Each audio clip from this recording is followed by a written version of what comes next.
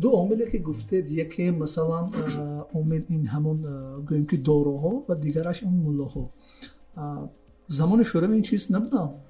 مدرسه بخارا عمل میکرد، لیکن ملاها در امور دینی و هم در امور مثلا خب در جنازه در دیگر چیز، لیکن امروز مثلا تاثیر ملاها به همه چیز به نظر میرسد.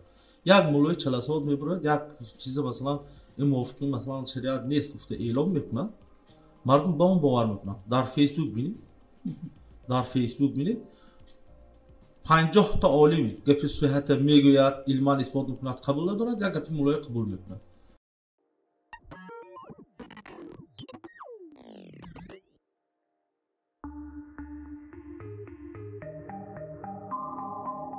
امروز یکی از مشکلات جای داشته میان آموزگاران و طالب علمان این درست قبول و درک کردن نتوانستن یکدیگر است. بعضا وقت مشاهده میکنیم که یا نسل جوان بزرگ را قبول ندارد و یا نسل بزرگ جوان را. سلام علیکم، با شما جمشید معروف، ژورنالیست، هم مؤلف لایحه زیر مدیا و این فصل نوبتی پادکست مرا بشنو است.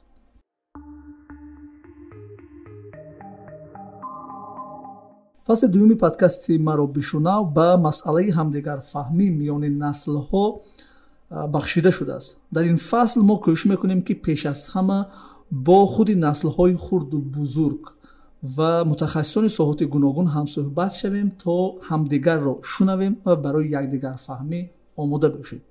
در نشر امروزه هم صحبت ما اسلام رحیموف، نامزد علم های فیلولوژی، داتسنت و استاد دانشگاه دولتی خوجند به نام اکادمیک باباجان غفوروف حضور دارند. هدف از دعوت مهمان امروزه بررسی اختلاف ها میان استاد و دانشجو است. خوش آمدید اسلام رحیموف. تشکر زیاد، سلامت باشید. زمان شما نیز دانشجو بودید، حالا استاد دانشگاه. در این مدت آیا تغییرات دایر به مناسبت بین استاد و شاگرد پیدا شد؟ میتوانید قیاس کنید؟ خب تغییرات هست. تغییرات اون سالهایی که ما دانشجو بودیم و اون سالهایی که امروز هست، این زمان ما هست، این تغییرات به نظر میرسد. پیش از همه این سببش من در آن میبینم که اون سالهایی که ما دانشجو بودیم تاثیر پداگوژیکی سویتی بود. پداگوژی شوروی تاثیر داشت. خواهیم هم نخواهیم هم در پداگوژی شوروی یعنی یک متد اتوریتری به نظر میرسید و مثلا معلم منبع اطلاعات بود. امروز زمان شده است که معلم منبع اطلاعات نیست. در کنار معلم دیگر چیزهای واسطه های تکنیکی پیدا شدند، به مثال اینترنت، به مثال مثلا رسانه های خبری، به مثال مثلا شبکه های اجتماعی، به مثال ویدیو درس ها. در این شرایط، در شرایط نو، معلم که پیشتر منبع اطلاعات بود این وظیفه‌اش را از دست داد و بسیار حالت‌هایی می‌شود که امروز شاگردها، حتی خوانندگان مکتب در این یا آن ساحه علم از معلم و دانش زیاد دارند. برای چی؟ برای اینکه به او دسترس است. در خانه می‌نشیند، خب از اینترنت یک چیز نو را می‌گیرد. یا اینکه در ساحه زبان، در آموزش زبان‌ها بسیار دانشجویان هستند که مثلا زبان خارجی انگلیسی یا اینکه آلمانی را از استادانشان زیاد می‌دانند، یعنی دانشجو است. و همین گونه حالت رو در مکتب ها هم دیده میتوانیم. علاقه مثلا این زمان، در این زمان معلم همچون منبع اطلاعات یعنی اهمیتش کم شد، کاسته گردید. از این نقطه نظر این یک طرف مسئله است. دوم طرف مسئله احترام رو مثلا به معلم، به مکتب از خانه باید تربیه کرد. میبینیم خواننده صنف یک که وای چیزی رو نمیدوند، خب به معلم همچون یک گویا به یک شخصی مقدس احترام میکند. گپی پدر و مادرش را اجرا نمیکند، لیکن خواننده گپی معلم را اجرا میکند. این یک چیزی مقرری است. یعنی وای برای خواننده معلم منبع اطلاعات است. یک چیزی نمیدانستگیش را میگیرد، یعنی معلم میدهد.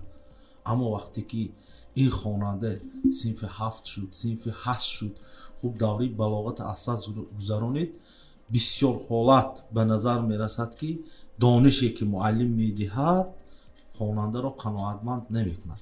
خب ببینید، در همین راستایی که شما گفتید که امروز معلم ҳамчун манбаи иттилоот, яъне гӯем ки нақши худашро гуфтам он аст ки аз даст додааст.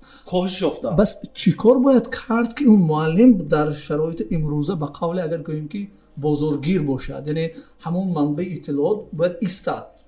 хуб муҳимияти замони имрӯз он нест ки муаллим манбаи иттилоот бошад. муҳимияти замони имрӯз он аст ки муаллим бояд манбаи иттилоотро нишон диҳад ва истифода бурдани иттилоотро ёд диҳад. не фарқияти асосии муаллими замони имрӯз аз замони масалан шӯравӣ ҳамин аст. мо бисёр вақт муаллимони мо масалан ба ҷои он ки манбаи иттилоот шаванд ё ин ки як раҳнамоӣ кунанд, баъзе чизҳоеро масалан ҳаст ки ба он машғул мешаванд, ба чизҳои дуюм, сеюм, чорум, панҷум, шашум ва ё ҳафтум дараҷа. оддитарин мисол ҷалби муаллим ба маъракаи даъват ё ин ки ҷалби муаллим ба маъракаи масалан имгузаронӣ, ҷалби муаллим ба ҳар гуна шанбегиҳо, ҷалби муаллим ба ин ё он корҳое ки ҳаст аслан ба муаллим дахл надорад, умуман ба муаллим дахл надорад. хуб ба ин чиз ҷалб мешавад. он муаллим ҳам хона дорад, оила дорад, кори зиндагии худаша дорад. вай кай фурсат меёбад ки манбаи иттилооти интернета вай аз худ кунад ё дигар чиза аз худ кунад. барои муаллим як фурсати муайяни барои омӯзиш додан лозим аст. мутаассифона агар кушодани рост гӯем, ҳамин гуна имкониятро имрӯз муаллим надорад. хуб муаллими деҳот вай фурсати хондан, хониши иловагӣ надорад, ё ин ки масалан ба интернет даромадан надорад, чунки хуб кори масалан замин дорад ё ки кори хоҷигии худашро дорад. дар замони шӯравӣ ҳам буд, лекин як ставкаи коре ки муаллим мегирифт, маоше ки мегирифт ба зиндагиаш кифоя буд. имрӯз муаллимҳо талош доранд ки соати зиёдтар бигиранд, дарс диҳанд ё бо ин восита камтар маошашонро зиёд кунанд, лекин ин ба куҷо мебарад? ҳадди сифати дарс ба таъсири манфӣ мерасонад, дигар чиз ба таъсири манфӣ мерасонад. хуб мо масалан мегӯем ки ислоҳоти соҳаи маориф, хуб такмили масалан салоҳиятнокии таълим, ин чизро ҳам мо ба он мақсаде ки гузошта шудааст аз рӯи ҳамон истифода бурда натавонистем истодем. шумо фикр мекунед ки масалан яъне то имрӯз чаро масалан ҳанӯз ихтилоф ва нофаҳмӣ миёни устоду шогирд яке аз сабабҳош ҳам ҳамин буда метавонад? чунки мебинем ки яке устодро гунаҳкор медонад, устод бошад масалан шогирдро, яъне мушкил дар чи аст? ин мушкил хеле зиёд аст. агар ина масалан решаҳоша коим ҷустуҷӯ кунем, хуб хеле зиёд аст. вазъи иҷтимоӣ ҳам ҳаст, хуб мақоми муаллим ҳам ҳаст. медонед чи як ҳолати тасвирношудани пайдо шудааст. ҳамин тафаккури хонанда ба ин бештар дар мактабҳои хусусӣ ё ин ки дар мактабҳое ки ба он масалан музд медиҳанд, яъне маблағи таҳсилро медиҳанд, дар ҳамин истифода мешавад. аксар падару модарон ҳастанд ки ман муаллиматро пули мактабата додочам дарсда хон ва муаллимат тафаккури хонанда ва ҳамин чиз пайдо мешавад ки муаллим ғуломи падари ӯст, ё ин ки масалан муаллим аз ӯ қарздор аст. аз ин хотир аз ин нуқтаи назар мисли падараш ба муаллим гап мезанад ки мугӯ вай тафаккури хонанда ва аллакай мо ҳамина шинондем. тафаккури хонанда ҳамин чиза қабул кард, вай муаллима ҳамчун масалан омӯзгор вай эътироф намекунад. барои чӣ? вай гумон мекунад ки ин муаллим аз хотири маблағи додии падари ӯ ё ки маблағи додии масалан аҳли оилаи ӯ зиндагӣ мекунад. вай кӯдак аст, вай ин чиза дарк намекунад, лекин ҳамон муносибате ки падару модараш нисбати муаллим дорад, ин вақт кӯдака вайрон мекунад. ихтилоф пайдо мешавад, асоси эҳтиромам гум мешавад. ки вай муаллим агар вай муаллим бошад, вақте ки вай мегӯяд гумон мекунад ки падараш масалан ё ки падари хонандагон ба муаллим масалан маош медода бошанд, вай гумон мекунад ки гӯё муаллим дастнигари оилаи онҳо аст. таҳқир мекунад, гапаша гӯш намекунад муаллима. ин хел ҳолатҳо ҳаст. барои ҳамин тавр кор кардан дар худи падару модаро бояд фаҳмад. оддитарин чиз бисёр вақт мегӯянд, як таътил шавад, агар давраи таътил хайрият ҳамаҳои муаллимаш гирифта мешинад, мегӯянд ки мактаб мерафт мо ором мегирад гуфта мегӯянд. лекин барои чӣ масалан муаллим ба ин хел рафтор кардани мо худамон заминаша мегузорем. این چیز باز دیگر چیزاست. اختلاف نسل‌ها همه وقت بود. چون سخن درباره زمان شوروی رفت و نقش معلم نیز رفت، من پرسیده بودم که امروز مثلا نسل بزرگ همیشه میگویند که آموزگاه یعنی زمان شوروی بسیار یک چهره تاثیرگذار بود و در جامعه نیز نقش کلیدی هم داشت مثلا و برخوردها نیز گویا میان استاد و شاگرد کمتر به نظر میزنند اون زمان ها. خب به نظر شما امروز نه اون زمان یک چیز دیگر بود. خب در زمان شوروی چطور بود؟ مناسبتی جامعه به معلم تماما دیگر بود. معلم یک راهنما هادی بود، نه به خاطر آنکه مثلا مردم از معلم مصلحت میگرفتند و معلم میتوانست که یک مصلحت خوب رو دهد. امروز اون وقت دانشه اعتراف میکردند. من در خاطر دارم وقتی که مثلا یک توی میکردگی میشدند یا دیگر در همون دیهات یا در محله از معلم ها مصلحت میپرسیدند، چون که معلم همان وقت واقعا قدر داشت و احترام میکرد. امروز یک عامل دیگر شده است. و معلم دو طبقه حریف اساسی شدند و معلم مثلا همین طبقه های نو پیدا شده. این چیزا مثلا روی راست باید گفت. یک طبقه آن نفرایی که کمتر مبلغ دارند، یعنی دارا هستند. حاضر گپی معلم نیست، گپی پولدار چی گوید؟ از معلم فایده مادی نمیرسد، گپ میزند، گپی درست گویدن تو چیکار کرده بتونی یک چیز یاردم کرده نمیتونه. این خیلی مصیبت شد. پولدار یک چی میگوید. دوم طبقه والله اهل دین تاثیرشون زیاد شد. یک گپی درسته معلم گوید قبول نمیکند، یک مولای چله سواد مسجد برآمده گوید این چیزا قبول میدارد. یعنی این چیز مثلا البته ما مقابل اسلام یگان چیزی دیگر گفتنی نیستیم. اسلام دینی پاک است، لیکن گاه ها مسلمانی ما پیرو ملا شدن جامعه این خطرناک است و حتی مثلا هست در جامعه. حاضر نزد ملا برده مونگوی دیگر یک تا ملا مثلا تدریس کشای دیگر نصف دیه میرد نزد ملا میخوند. یعنی اعتراف معلم ما انهم چیزهای پیدا کرده استودیم که راسیونالی نیست، از لحاظ عقلی نیست، از لحاظ تقلید و پیروی است که به چی به اون چی که این چیزها هست که امروز مثلا معلم قدرش کاسته شد. معلم در زمان شوروی با معاشش میتوانست هم زندگی کند، هم توی کند و هم مثلا به این یا اون شهر به سیاحت رود. خب یک راه خط میدادن با آسایشگاهی مثلا اتفاق میرفتن به قلیم یا اینکه به دیگر به سوچی به دیگر جاها رفته دم گرفته میومد. ولی معلم نمونه بود که هم زندگی شایسته کند و هم با مردم کار کند. امروز همین گونه شرایط های معلم متاسفانه ندارد. مشکل سبب مشکلی مثلا معاش است. معلمی که مثلا 800 سوم تا 1000 سومانی معاش میگیرد و مثلا زندگی خوب داشته نمیتوند که نمونه عبرت باشد برای دیگر نفرها. پیشتر آرزو میکردند آدم ها که ما معلم میشیم، معلم آبروش بلند. امروز همین گونه آرزو کردن در بین نسل جوان کم میبینیم. دو عاملی که گفتید، یکی مثلا عامل این همون گویم که داروها و دیگرش اون ملاها. زمان شوروی این چیز نبود. زمان شوروی مثلا معلوم که مثلا گرچند که مدرسی بخورا عمل میکرد، لیکن ملاها در امور دینی و هم در امور مثلا خب در جنازه در دیگر چیز. لیکن امروز مثلا تاثیر ملاها به همه چیز به نظر میرسد. یک مولای 40 سال میبرد یک چیز مثلا این موافق مثلا شریعت نیست گفته اعلام میکند، مردم با اون باور میکنند. در فیسبوک بینید 50 تا عالم گپی صحت میگوید، علما اثبات میکند، قبول ندارد، یک گپی مولای قبول میکند. جامعه همین خیلی شد. کمتر مثلا دینگرا شد جامعه، به خصوص نسل جوان که همین چیز فضای خالی استفاده بردن و متاسفانه این عاقبت های ناخوش هم داد. خب فکر نمیکنید که مثلا شاید یکی از مشکلات جای داشته بین استاد و شاگرد چون زمان شوروی این همون نداشتن همون چهره یا اینکه نقش کلیدی است مثلا میشود که اون همون چهره رو در زمان امروز برگردد؟ درست میشود.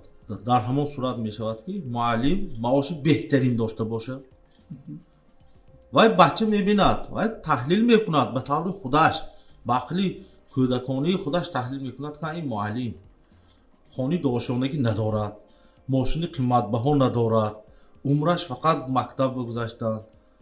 وای بهتر است که یک آدمی مثلا خانه دو قبطه سه قبطه داره میبیند با اون پیروی میکند و گپی معلم نمیگیرد، چون که دیدگاه معنوی نشد، دیدگاه مادی شد.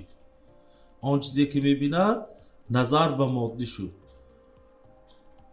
مثلا در همین شرایط عادی ترین چیز در همین شرایط خب کدام معلمی مثلا مکتبی میانه که فقط درس گذاشته است خانه 2 یا 3 آشنایی داشته باشد، خب ماشینی پیش قدمی زمانوی داشته باشد. من همین از میپرسیده بودم که آیا مشاهده کرده اید که شاید یگان معلمی که صاحب مبلغ است و اما امروز میرود در مکتب یا در دانشگاه درس میدهد، مناسبت خواننده یا دانشجو چگونه باشد مثلا؟ خب این زمان مادیات است. این یک مشکلی مثلا بزرگترین مشکلی است. میفهمد دانشجوی هم خواننده مکتب هم میفهمد، لیکن دیر میفهمد. معلمی که کسبش دوست می‌دارد، کار میکند، فدایی است و با همه راه میخواهد که مثلا خواننده‌اش یا اینکه دانشجویش علم گیرد. اما به هر صورت نظر به معلمی که در مکتب درس میدهد، اون معلمان اون استادانی که در دانشگاه هستند شرایط مالیشان بهتر است نسبت به معلمی که در مکتب درس میدهد و طبیعی است که اون مناسبت دانشجو به اون خیلی معلمانی که مثلا که شرایط خوب دارن چگونه است؟ خب اینو ببینید، آن معلم هایی که خب در مکتب میونه در محیط شهر زندگی میکنند شاید قدری وضع اجتماعیشون بهتر باشد. خب محیط شهر است، بغیر از اونایی که مثلا درس مکتبی میدن شاید ساعت‌های الهی درس‌های الهی تشکیل میکنند، لیکن در محیط دیه کم هستند معلم‌هایی که مثلا شرایط درس الهی دادن. معلم شرایط دارد لیکن امکاناتی مثلا همون درس خریدن مردم نیست. این چیز رو هم دیدن لازم است.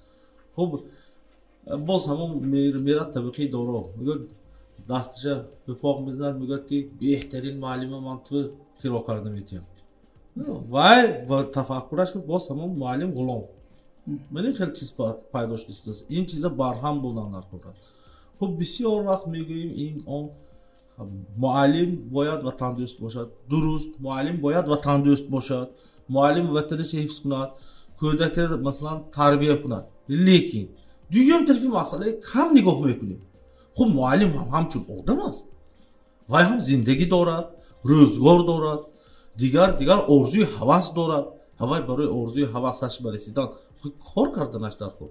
لیکن در همین شرایط من میبینید که مثلا در رسانه ها درباره فراری شدن معلم ها بسیار گپ شد. آخه این ریشه های اجتماعیش است که این چیزا حل کردن در کار. من گمان میکنم که فرصت در کار برای همین مسئله با طور کمپلکسی حل گشتنش. خب صاحب دیپلم میشود، دانشگاه ختم میکند، آموزگار میشود. آن نفری که مثلا به طریق بودجوی خوانده است 3 سال معلمی میکند، آن هم برای زندگیش کفایگی نمیکند. یک مکانیزم یا اینکه یک سیستم را به وجود آوردن در کار است که معلمی جوان در جوانیش الکی هم کار کند، هم فدایی شود و هم زندگیش تامین باشد، منزلی زیستش باشد. غیر از منزلی زیست بعضی کارهایی رو مثلا برای ماندن در کار که بگذار یک ایپتیکی خوب باشد برای معلم که وقتی خانه‌اش خرید و برسی و برای خانه کار کنی نرود. بگذار یک امتیازها با معلم باشد که وقتی برای توی کردن پسرش یا اینکه خانه دار کردن فرزندانش ترک کسب نکند و رود در تاجیکستان بیستد همون معاش رو یابد. این مکانیزم جاری کردن در کار. امروز مثلا تفکری دوره شوروی گریم، معلم غیر از اونی که سیمای بهترین است سیمای خاکسار بود. که بسیار وقت میگفتن که همین معلم خب همین لباسش چون کاسته میشه 10-12 سال باور میکند باز همین خوشروی تازه آزاده است. لیکن در زمانی که امروز اندیشه های مردم مادیگرایی شده است، معنویت خیلی مثلا کاهش یافته است، موافق همین کار کردن در کاری اندیشه من است. چون که معلمی که مثلا بیاید و مردم فرزندی مردم درس دهد و پگاه پدری شاگردان خودش گوید که 12 سال است همین کسانیت می پیش گفته تحقیر کند مابین جامعه، این allakay مثلا و عزت نفسش میرسد.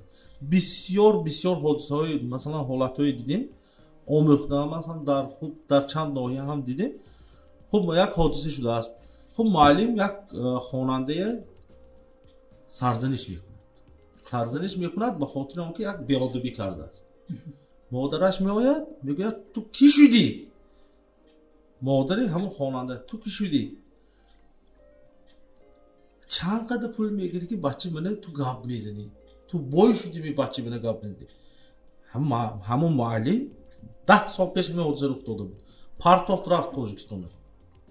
بهترین معلم بود. خوب در یک از ناحیه های ولایت سوخت فعالیت می‌کرد. امروز یک تا معلم یک سخنی مثلا موجو گم کرد. این خیلی حادثه امروز کم نیستن. این چیزا باید اصلاح کنید.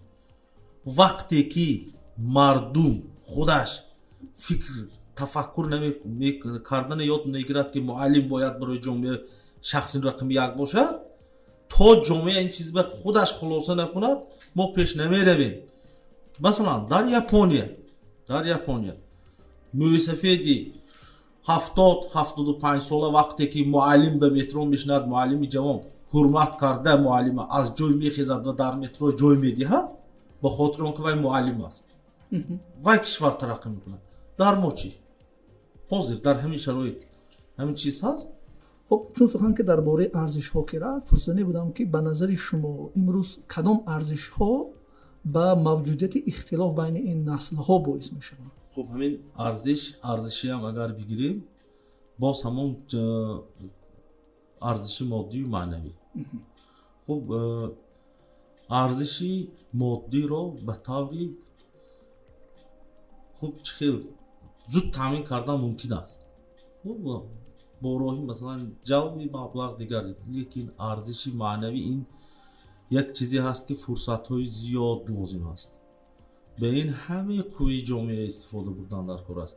لیکن تا آن دمی که خودی مردم نوابسته از آن که وی دارا است، نوابسته از آن که وی مثلا صنف میانه جمعیت است یا اینکه مثلا از طبقه پایانه جمعیت است، نوابسته به آن که کی است باید به معلم احترام گذارد. گپ درباره مثلا فقط معلمی مکتب نمیرود. ببینید یک تضادی بدترین تضاد است در همین شرایط ما. وقتی که ملا به یک معرکه میرود، ملایی که مثلا خیلی 1 سال خونده است، 2 سال خونده است، 3 سال خونده است، میبرند پیشگاهی معرکه جا میکنند، دستای پیشی بر کرده پیشواز میکنند. لیکن معلمی که خب 20 سال 30 سال فرزندهای بیسواد مردم باسواد کرده است و معلم میرود همچون آدم قطاری امروز قبول میکنه. در زمان شوروی اول معلم پیشگاه میشه. یعنی این چیز فرقیت است. معلم قدر داشت، دکتر هم قدر داشت. یعنی این از اون خاطر است که فهمیشی مثلا درک ارزش ها در ما بالانسش گم شده است، توازنش گم شده است. چی سبب شده برای گم شدن تفکر ها؟ یک و دیگر گم شدن ساختی مثلا جمعیتی. خوب از ساختی مثلا شوروی از سوسیالیسم ما گذشتیم به یک ساختی به نام اقتصادی بازاری. وقتی که اقتصادی بازاری شد، این اقتصادی بازاری اتفاق شوروی کوشش میکرد که انسان از لحاظ فرهنگی پیشرفته رو تربیت کند. به این چیز مثلا خیلی زحمت هم کشید. انسانی فرهنگی باید باشد، انسانی پیشرفته باشد. در زمان ما البته که ارزشی فرهنگ خب خونده چیکار میکنی؟ کتاب مولخانگر کلت به میبراد، یعنی تو دیوانه میشوی، گفتگی گپ پیدا شد که من این چیز از بین بردن در کار. خیلی امروز شکرانه که بسیار قدم های استواری اولین گذاشته شد برای بالا برداشتن قدر معلم. خب همون مثالش سخنرانی پرزیدنت تاجیکستان محترم امامعلی رحمان در پیامی آخرانه که ارائه گردید که برای بالا برداشتن قدر معلم. لیکن این مثلا از بالا ایستاده فرمایش دادن آغاز کار است. باید که تا پایان ترین قسم جمعیت باید این چیز درک کند. بعد آنگاه یک چی می شود.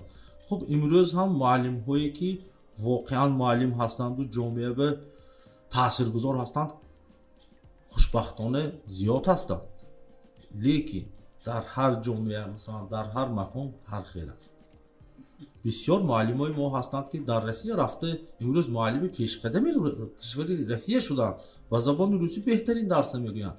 хуб онҳоро ҳозир таклиф мекунед ба маоше ки имрӯз дар Тоҷикистон аст ба он намеоянд. ё ин ки масалан ин чиз дар ҳама ҷо аст. вақте ки омили асосӣ пеши гапатон, омили асосӣ шумо бисёртар чизҳои гӯем ки иҷтимоӣ ва иқтисодиро зикр карда истодед.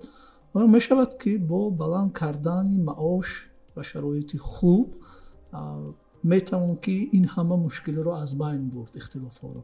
мешавад. хуб инҷо вақте ки омӯзгор маблағаша мегирад, зиндагиаш бе ягон хел мушкилӣ мешавад ва ба қавле камтар оқибандози худашам мегирад муаллим, вай кор мекунад. ғайр аз таъминоти масалан моддӣ барои муаллим боз дигар чизро ҳам ба назар гирифтан дар кор. ба муаллим имконият додан дар кор аст ки кори худаша кунад. вазифаи худаша, вазифае ки дар ҳамон дар ҳамин басти вазифагузориҳои муаллим гузоштааст, фақат ҳамонро иҷро кунад. хуб муаллим масалан марди кори гузарондани шанбегиҳои умумӣ набояд бошад. муаллим масалан вақте ки як чорабинӣ мешавад, муаллим набояд ки масалан ташкилкунандаи чорабинӣ бошад. вазифаша агар ҳар кас иҷро кунад, муаллим вазифаша иҷро кунад ва хоҳимам нахоҳимам барои насли наврас хизмат мекунад. вақте ки муаллим масалан ғайр аз кори худаш тамоми кори ҷамъиятӣ мекунад, аз ӯ масалан муаллими беҳтарина умедвор шуданамо гумон аст. мо як чизе нафаҳмида истодем. як баъзан таънаҳо ҳам мешавад аз баъзе масалан мутаассифона аз масалан кормандони мақомотҳои иҷроия. маоши бюҷети гирифтостон ҳамин кора кунедтон. бебахшитон, шумоҳоям маоши аз бюҷет гирифтостон. барои чӣ муаллим бояд кунад будааст? ин вазифаҳое не. вақте ки муаллима вазифаш аст, вазифаш таълим, тарбия.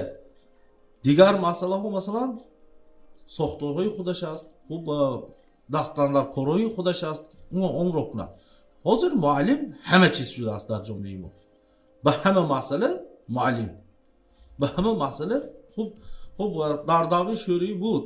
хуб башари пахтачинӣ мебурд, хай муаллим мебурд, лекин барои масалан дар пахтачинӣ иштирок кардааш музд мегирифт, хуб музди иловагӣ ё ин ки масалан ҳамон колхозҳо шолӣ, равған, дигар чизҳое ба муаллим медод. ин чизҳое назар бигирифтан дар кор аст. яъне то он даме ки муаллимро ҳамчун муаллим ҷомеа қабул накунад, барои ҷомеа қабул кардан қисматҳои роҳбарикунанда ҳамин чиза фаҳмиданаш дар кор аст. сохторҳои роҳбарикунанда ҳамин чиза бояд фаҳмад.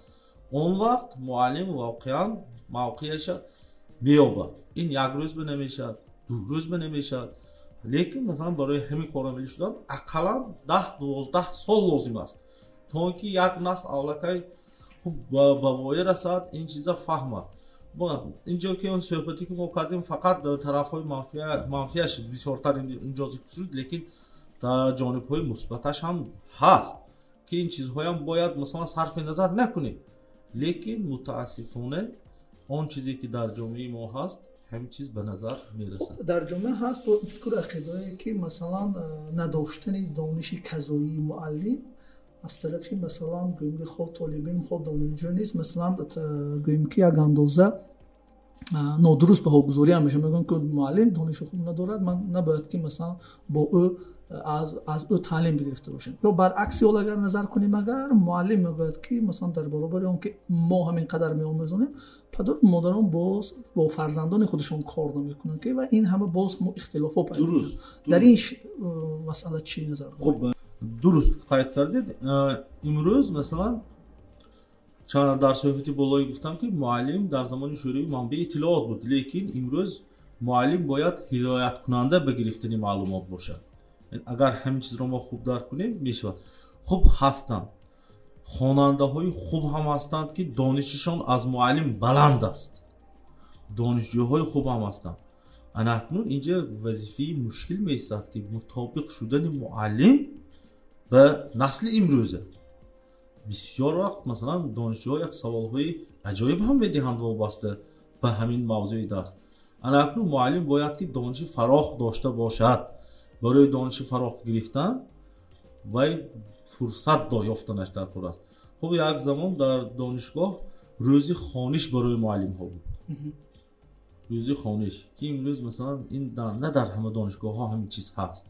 خب در روسیه یک پروفسور اگر در یک هفته 4 ساعت زیاد درس گیرد خودش قناعتمند حس نمی کند. برای میگوید که من درسی زیاد گرفتم. برای 4 ساعت یک هفتهش و دوام هفته فقط می آموزد، می خواند، میگوید. در ما مثلا همین حالت برعکس، ساعتم زیادتر شود گفته معلم ها تلاش میکنند ساعتی درسیم زیاد شود، لیکن مثلا در روسیه همون 4 ساعتش پروفسور همون قدر مبلغ میگیرد که مثلا ممکن معلمی ما در 15-16 ساعتش گیرد. یعنی این چیز هم هست و یک یک برنامه ساختن لازم است یا یک چیز ساختن لازم است که همین چیزهای تنظیم بدارد.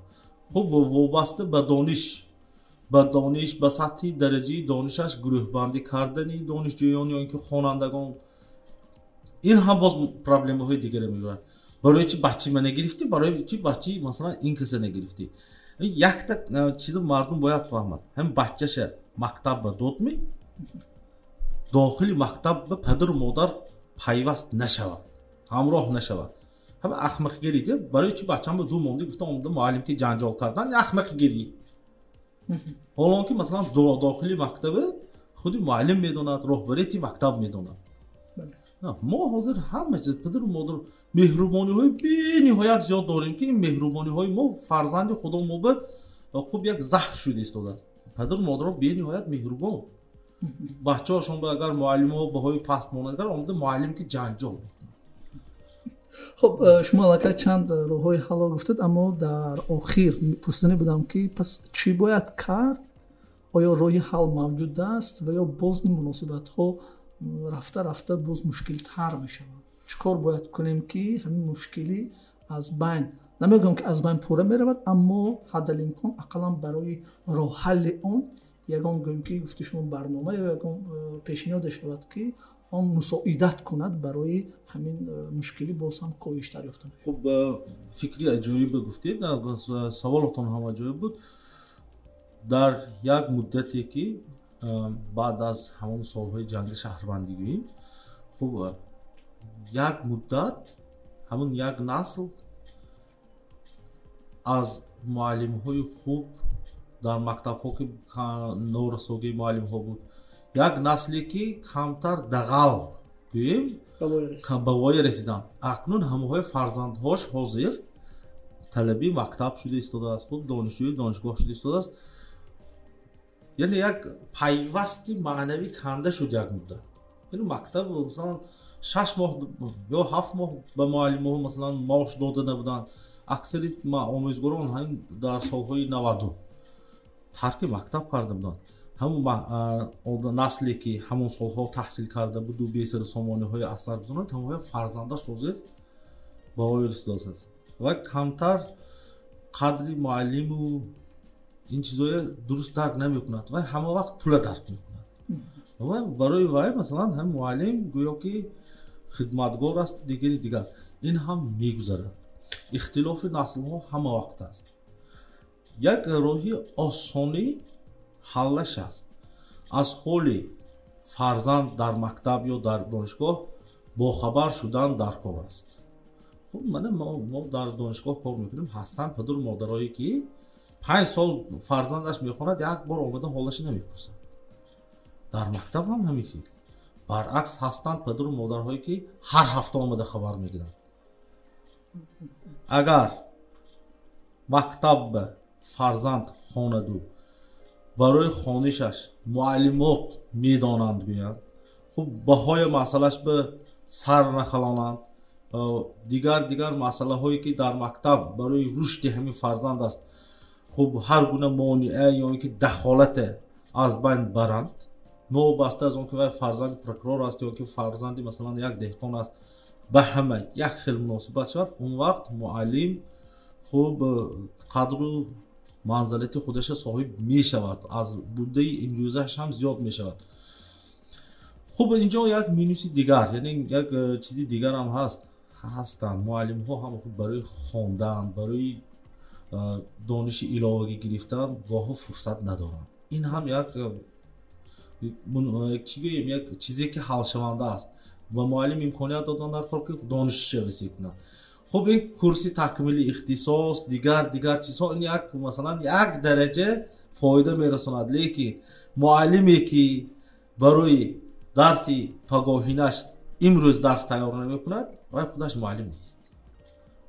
бояд худаш омӯзад, худомӯзӣ кунад. агар масалан ман донам ки пагоҳ донишҷӯи ман ба як савол медиҳаду ҳамон савол дар доираи мавзӯъ ман ҷавоб дода наметавонам, ман функсияи муаллима иҷро накардам. ман танҳо як ташкилкунандаи дарс шудам. яъне ин чиз кардӣ масалан муносибат кардан. албатта рӯҳия ҳам дигар шудааст, психологияи донишҷӯӣ ҳам дигар шудааст, психологияи хонанда ҳам дигар шудааст. яъне ин чиз ба мутобиқ шудан дар кор. яъне ин чиз доска бинавис хом як писарчи худам вақте ки синфи як буд, ман як аҷоиб гапа гуфт. ман маҷбур мекардам ки нависад, хуб дар дафтар нависад, бо дасти чап менависад, навиштан бо душвор, лекин ман маҷбур мекардам. баъд савол дод. дадо гуфт ла байгон, ҳозир замони компютер, ҳама ҳамин набор мекунад, клавиатура ки менависад. ҳамин маҷбур кардан ман ба зарур аст ё не? кӯдак хонандаи синфи як ҳамин саволо дод. аз як ҷиҳат мантиқи ҳам дуруст аст ки насли ҳозира дигар чизҳое ки ҳамин рӯз ба вобастаи бисёр меомӯзанд. яъне ин чиз ба мутобиқ кардан дар кор. ё ки масалан вақте дарс мешавад як чизи нодуруст дар донишгоҳҳо ҳаст. ин чизро бисёр ҳам гуфтам, бисёр навиштан медиҳанд. вазифаи хонагӣ бо навиштан, хоб кори мустақилона бо роҳбарӣ, дигар чизо. ҳамин чизро худи ман ҳам муқобил. вай нависад бо мағзи сараш ду ҷонаш ва чӣ фоида аз он? ҳоло ки аксарият мегирад рӯйнавис мекунад донишҷӯ. аммо аксар вақт мегӯям шумо рӯйнавис накунед. ман ба масалан якта слайд созидам, як муаррифӣ созидам ки ҳамин мани мавзӯъҳои фаро гирад ва миқдорашам мегӯям. слайдатон бояд аз 10 слайд иборат бошад ё ки аз 12, мутобиқи қобилияти донишҷӯ ё хонанда. дигар ҳамин чизҳои омӯхтан ода кард. ҳозир дар мактаб, дар донишгоҳ муносибати салоҳиятнокӣ як чизи нав, нисбатан нав паҳн шудааст, лекин ҳамин чиза агар он чизе ки дар дастурҳояш навистааст 100% амалӣ кунем, беҳтарин чиз аст. лекин дар мо ҳамин чизаам сӯистифода карда истоданд. хуб мутаассифона ҳамин хел тасаввурот доранд ки мавзӯи оянда як донишҷӯ ё хонанда бояд тайёр карда биёду ва дарса гузараду муаллим шинад. ин тавр нест охир. аслан ин тавр нест. вай бояд масалан лоиҳаҳо шуданаш дар кор, як лоиҳа сохтанаш дар кор, донишҷӯҳо ба гурӯҳ тақсим шуда бо аз болои лоиҳаи худашон кор карданашон дар кор. ки ин чиза мо имрӯз қариб ки ба назар намегирем. хуб як ду масалан мактабҳои хусусӣ ё ки дигар мактабҳои типи нав ҳамин корро мекунанд. ина моҳияташ ба аввал сарфаҳм рафтани мо дар кор. вақте ки моҳияташ ба сарфаҳм меравем, баъд муносибати эҷодкорона метавонад ки хонанда ё донишҷӯи як қадам ба пеш барад. ҳар як вазифаи муаллим имрӯзам 100 сол пешам, 5 аср пешам ва дар ояндаам ҳамин мемонад. рушд ва инкишоф додани хонандагонаш. лекин олати рушд ҳар аср, ҳар мумкин 10 соли дигар мешавад. ҳамин олатҳои хуб омӯхтани мо дар кор аст ки ин ҳам ба педагогика дафт дорад, ҳам ба психология, ҳам ба экология ва дигару дигар.